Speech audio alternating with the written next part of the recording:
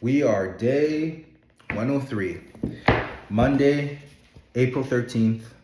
The Greater Destiny, Why You Must Not Trade Judah's Lineage for Joseph's Stardom.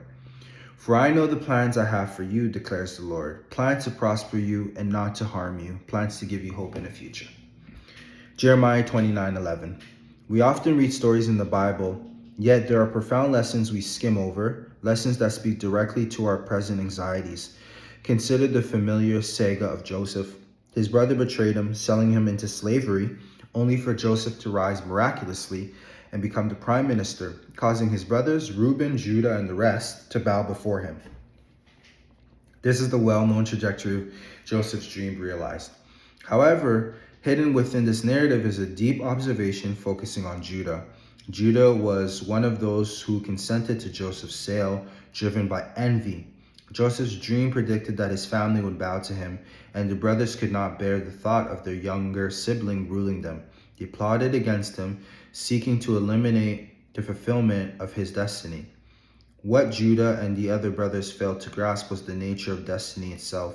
While Joseph possessed a significant destiny, achieving immense worldly power, Judah held a greater destiny. We celebrate Joseph today as the man who became prime minister and whose brothers bowed. Consider the legacy of Judah. To this day, we speak of the line of Judah. It is through the lineage of Judah that Jesus Christ, our Messiah, emerged. Judah's line secured a role that transcends temporal authority. It became the eternal channel for salvation. Joseph had a great destiny, but Judah possessed a greater one. At the time, Joseph's visible success provoked immediate envy. If only Judah had possessed foresight, understanding that Joseph's term as prime minister would eventually end, becoming merely a chapter in history.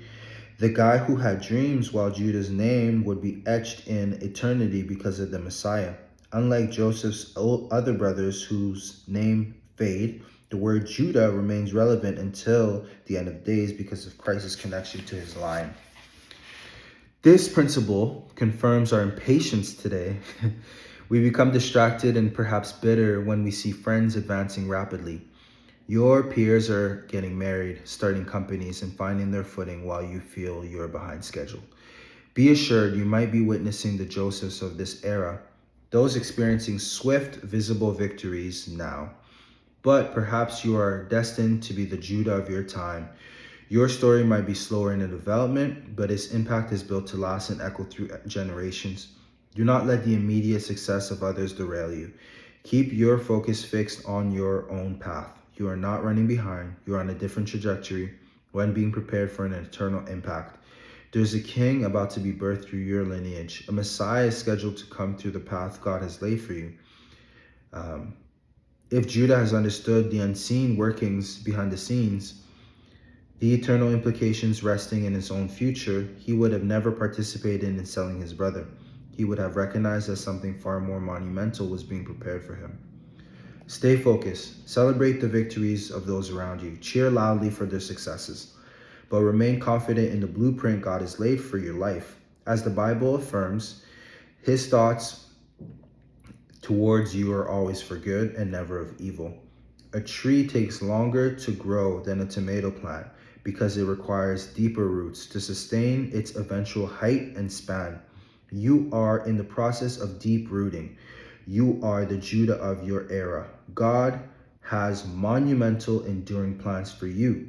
Do not be distracted by the temporary spotlight shining on others. Your win is coming, and when it manifests, it will possess an eternal resonance. I know that this isn't for everyone, but this is for me. I feel like this whole book, honestly, a lot of the times has been speaking directly into my life. I am a person that hasn't always won right up front. I was a person that was behind on certain things, but when it came to be, I was shining even bigger and better than others.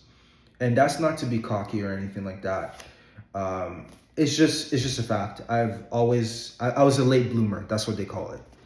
And I feel like Judah, in a way, was a late bloomer because he didn't understand the power that he would hold in his lineage, and he fell early, but his lineage was redeemed through Jesus Christ. So Don't forget, you might be the Judah of this generation.